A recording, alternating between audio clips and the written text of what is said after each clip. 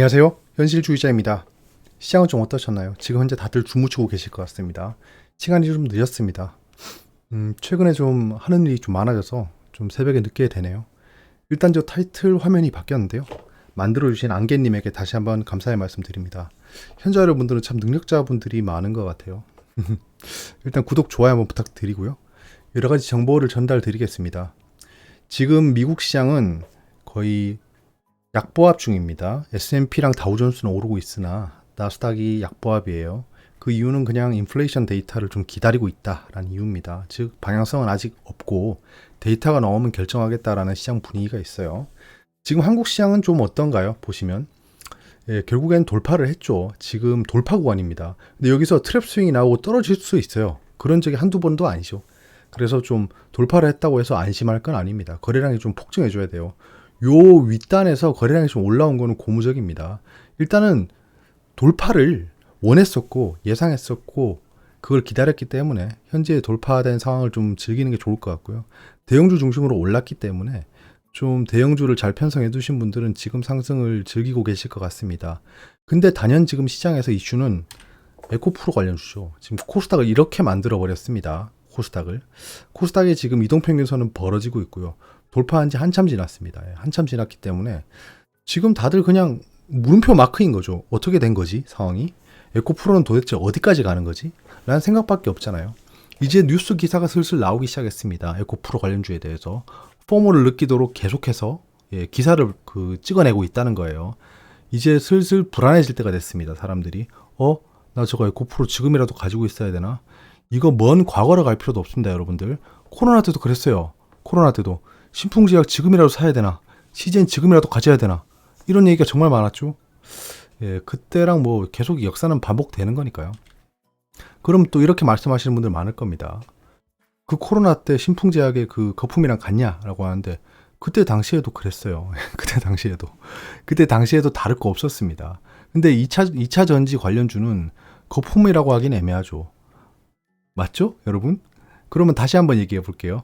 네이버는 거품이었나요?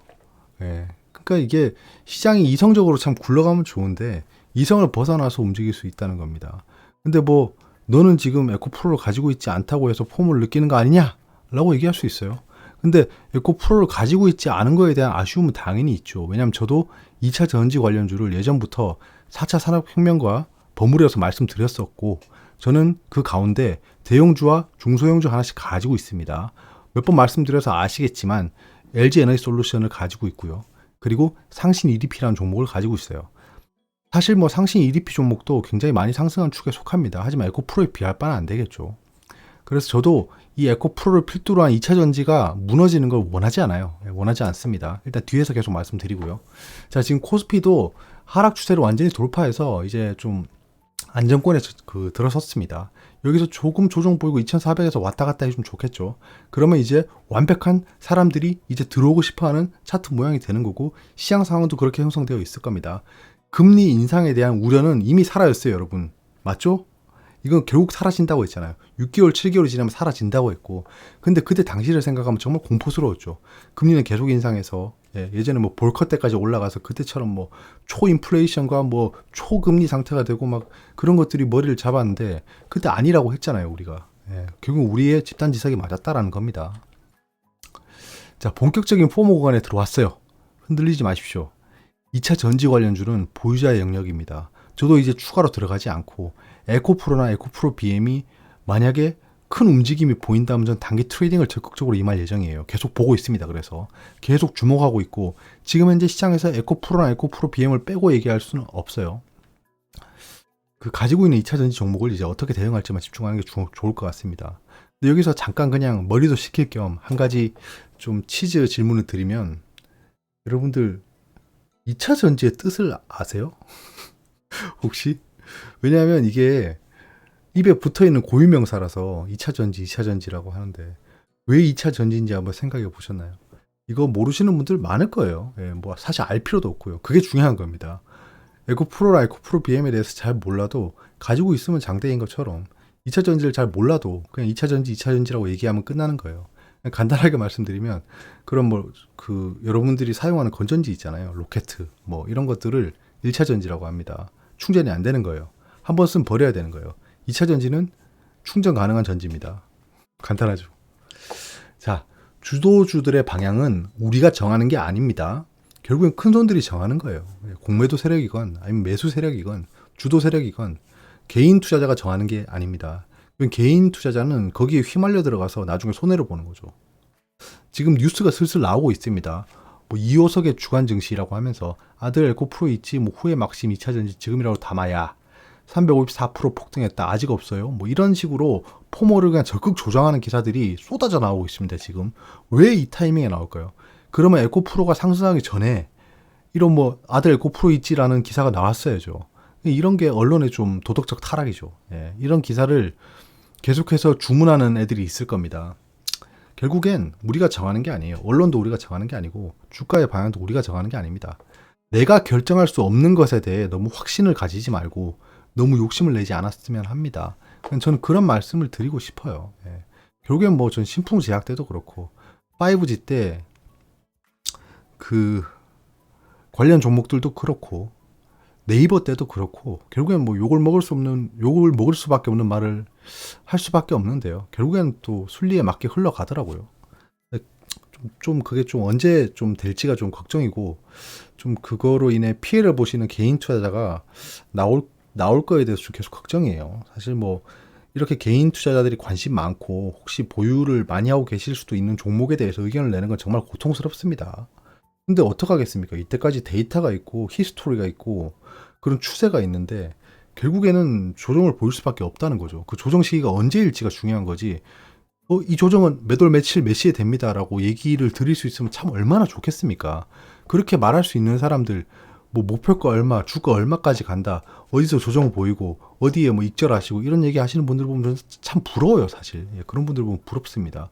어떻게 저런 말을 할 수 있지라는 생각을 하면서도 저런 좀 강단이 있는 거에 대해 좀 부럽기도 하고요. 일단 한두 번 본 사례가 아니죠. 말씀드렸다시피 5G, 코로나, 바이오 열풍, 플랫폼, 돼지 열병 등 이런 테마는 또 꼭 나옵니다. 섣부르게 움직이면 손실이 좀 커져요. 제가 봤을 때 다음 테마는 AI랑 바이오입니다. AI랑 바이오다. 영업이익률이 급락했다. 네카오 300만 개미 속탄다. 300만 개미는 저때 당시에는 정말 장밋빛 미래를 그리면서 들어갔을 겁니다. 네이버 카카오에 대해서. 네카라 쿠베죠. 이제 네이버 카카오는 플랫폼 기업이고 세상을 뭐 흔들 거고 구글처럼 주가가 뭐 속등할 거고 이런 얘기 계속 듣고 들어갔는데 지금 어떻습니까? 거기 들어가신 분들. 예, 그때랑 지금이랑 다를 게 없다는 겁니다. 다를 게 없어요. 에코프로랑 그런 2차 전지 관련주들이 정말 미래가 나쁜 종목들이 아닙니다. 총만 받는 종목이죠. 미래를 바꿀 종목이고 언젠가 산업이 다 시프트 될 거잖아요. 압니다. 그걸 뭐 모르는 사람이 어디 있겠습니까? 네이버에 검색하면 10초 안에 찾을 수 있어요. 모두가 다 아는 정보라는 겁니다. 근데 에코프로비엠이 왜 이렇게 폭등해요? 더 올라요? 라고 하면 2차 전지가 얼마나 유망한 종목인데요? 라고 그 누구나 말할 수 있는 거라는 거예요. 그러니까 네이버 카카오 사례를 생각하면서 조금은 좀 경계하는 게 좋지 않을까 합니다. 뭐 결국엔 그 매도나 수익 실현은 본인의 그릇만큼 하는 거고 본인이 판단하시는 거니까 그거에 대해서 왈가왈부할 수는 없지만 저런 사례들을 한번 생각해 보면서 경계를 해야 된다는 겁니다. 어느 정도 떨어지면 뭐 비중을 줄이겠다. 뭐 약간 이런 식으로 작전을 세우시는 게 어떨까 합니다. 작전은 작전 세력만 세우는 게 아니에요. 예, 가지고 있는 분들도 작전을 세울 수 있어야죠. 에코프로 BM 관련 그 공매도를 보면 최근에 공매도가 좀 줄었어요. 예, 공매도 상환을 하면서 좀 폭등을 했습니다. 이번 폭등은 좀 공매도 쇼트 커버링이 좀 불러왔습니다. 또 이게 또 며칠 뒤에 보면 공매도가 이렇게 줄어들었을 수도 있어요. 근데 이렇게 올라가 있을 수도 있습니다. 그런 거를 지금 우리 3일 늦게 판단해야 되기 때문에 좀 불리한 거예요. 일단은 최근의 폭등은 공매도 쇼트 커버링이 약간 일어났다라는 게 좀 보여집니다. 근데 지금 공매도 세력들이 아마 적극적으로 이제 투입될 겁니다. 제가 봤을 때는. SK하이닉스의 공매도 폭탄이 또 들어갔습니다. 에코프로 BM이나 에코프로가 아니고 SK하이닉스의 공매도 폭탄이 들어갔어요. 전 잔고가 잘못된 줄 알고 며칠 동안 좀 트래킹을 하고 있었습니다. 근데 갱신되지 않아요. 계속 그 상태입니다. 이런 기사가 떴었죠. SK하이닉스가 1000만 주 공매도 폭탄 맞았다. 주가 치솟은 SK하이닉스가 공매도 세력 전전긍긍하고 있다. 최근에 올랐으니까요. SK하이닉스 실적 공포에 공매도 폭탄이 터졌다. 이런 기사였는데요. 1000만 주의 공매도입니다. 자, 보시면 이게 지금 그래픽 에러가 아닙니다. 다시 한 번 말씀드리지만 여기 파란색 산이 공매도 잔고입니다. 공매도가 쌓여있는 양이죠. 이게 늘어나고 줄어들고에 따라서 알 수 있는 겁니다. 근데 지금 공매도 잔고가 이렇게 올랐어요. 주가가 폭락한 건 아닙니다. 근데 공매도를 진짜 많이 했습니다. 만약에 이 공매도가 정말 사실이라면 주가는 폭락이 뭐 예정되어 있는 거겠죠. 근데 잘 모르겠어요. 이러다가 또 확 줄어들 수 있거든요. 보시면 알겠지만 공매도가 이렇게 늘었다가 이렇게 줄어들고 합니다. 그래서 전환사채라든가 교환사채 이런 것들을 활용해서 공매도 그 무위험 차익을 봐요, 애들이. 그 일환 중에 하나라고 보고 있습니다. 그래서 곧 공매도는 줄어들 거다. 근데 만약 공매도가 줄지 않고 계속 는다라고 하면 이건 정말 코스피의 뇌관이 되는 겁니다. 코스피의 하락을 부추기는 핵심 종목이 SK 하이닉스가 될 거예요. 근데 아시다시피 반도체 종목이 뭐 미래가 불투명한 건 아니잖아요. 현재 지금 경기가 안 좋아서 삼성전자도 그렇고 실적이 좋지 않지만 반도체는 지속적으로 계속 수요가 늘 거예요. 4차 산업혁명의 핵심이니까요. 그래서 만약에 주가가 폭락해버린다라고 하면 SK하이닉스 같은 종목들은 담을 만한 종목 중에 하나죠. 삼성전자를 볼까요? 삼성전자도 공매도가 늘었습니다. 근데 뭐 이전 수준과 비슷하고요. 주가는 계속해서 상승하고 있어요. 그러니까 지금 변동성이 커질 거다에 베팅하고 있는 세력이 많습니다. 그중 외국인이 거의 뭐 선두죠, 선두. 얼마 전에 뭐 선물을 2조나 매도했으니까요. 변동성이 클 거라고 누구보다 확신하고 있는 게 지금 외국인입니다. 그래서 외국인의 매매 동향은 믿을 게 못 돼요. 무시하는 게 좋습니다. 일단 삼성전자의 공매도가 늘어나고 있지만 집중되고 있지는 않다가 보입니다. 자, 네이버입니다. 네이버는 지금 계속 지지부진한 상태에서 바닥을 형성하고 있는 모습입니다. 네이버도 계속 떨어질 수는 없습니다. 네이버도 계속 떨어질 수는 없고 이제 바닥을 잡고 있습니다. 지금 크게 지금 이렇게 그 영머리 역경을 그리고 있죠. 여기서 상승하면 아마 25만 원쯤에서 조정을 보이면서 횡보각을 만들 겁니다. 그러면 그 횡보 라인을 뚫어 올리느냐를 보고 네이버 투자를 결정하면 될 것 같습니다. 혹시 네이버에 물려 계신 분들은 이제 추가 매수를 고려할 만한 타이밍이 왔다라는 거죠. 초록색이 외국인입니다. 외국인이 계속해서 팔고 있어요. 아직 공매도로 팔고 있는 건 아니고 물량을 줄이고 있습니다. 결국에는 이렇게 위용을 뽐내던 네이버도 이렇게 되네요. 셀트리온입니다. 셀트리온 같은 경우에는 또 이렇게 틱이 발생하고 있습니다. 대체 이런 데이터 오류는 언제 고칠 건지 모르겠지만 제가 아까 말씀드린 영역 중에 네이버가 어디쯤에 위치해 있냐면 여기입니다. 여기 이렇게 있다는 거예요. 지금 셀트리온도 하락한 다음에 횡보를 하고 있잖아요. 횡보를 하다가 어느 정도 상승하고 여기 조정을 보이는 겁니다.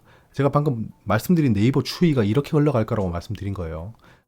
셀트리온 종목이야말로 뭐 나쁜 종목이겠습니까? 셀트리온 뭐 광신도가 많을 정도로 셀트리온은 굉장히 팬이 많습니다. 제가 셀트리온 한번 떨어진다고 얘기했다가 댓글 보셨잖아요. 완전 그냥 다 몰려와가지고 네가 셀트리온 아느냐? 뭐 바이오 시밀러 공장 가서 바이오 시밀러 만져보고 다 해보신 것도 아닌데 어차피 검색해서 알 수 있는 것들과 기관 리포트로 알 수 있는 건 저도 알 수 있고 저는 누구보다도 그런 데이터를 많이 봅니다. 그런 상황에서 말씀드렸던 거고 이제는 지금 타이밍에 말씀드리면 셀트리온은 바닥을 형성하고 있는 겁니다. 바닥을 형성하고 있다. 한국전력입니다. 제가 최근에 한국전력에 대해서 계속 생각해 보고 있어요. 한국전력은 이 주가 추이와 데이터만으로 판단할 수 없는 무언가가 있습니다. 무언가 있는 게 대표적으로 어떤 게 있냐 하면 결국엔 그 정부 정책에 대한 방향이겠죠. 그거를 이 주가나 데이터로 결정할 수는 없습니다. 거기에 뭐 내부에서 그런 얘기가 나오고 있다고 하더라고요. LNG 계약을 너무 비쌀 때 해버렸다. 선물 계약을. 그런 것들로 인해서 지금 주가가 지지부진한데요. 뭐 사실 현재 단계 추가 매수를 고려하고 있지는 않습니다. 저는 현재 지금 약수익권입니다. 한국전력 약수익권이고 꽤 오랜 기간 가지고 있었죠. 그럼 이건 손해를 본 거나 진배 없습니다. 예. 다른 기회를 노릴 수 있었지만 여기에 묶여 있었던 거니까요. 근데 한국전력은 제가 분석한 그 흐름은 아직도 다르다고 여기진 않고요. 그런 정부 정책이나 좀 내부적인 원자재 가격이라든가 이런 것들이 해결이 돼야 주가가 괜찮아질 것으로 보여집니다. 지금이 바닥권이면 틀림없습니다. 근데 상승하느냐? 이거는 좀 다른 문제인 것 같습니다. 바닥은 바닥이다. 여기서 더 이상 손해볼 건 없다라는 겁니다. 자, 전체적으로 공매도가 상승하고 있습니다. 보시다시피. 시장은 조정을 보일 때가 됐습니다. 어쩔 수 없습니다.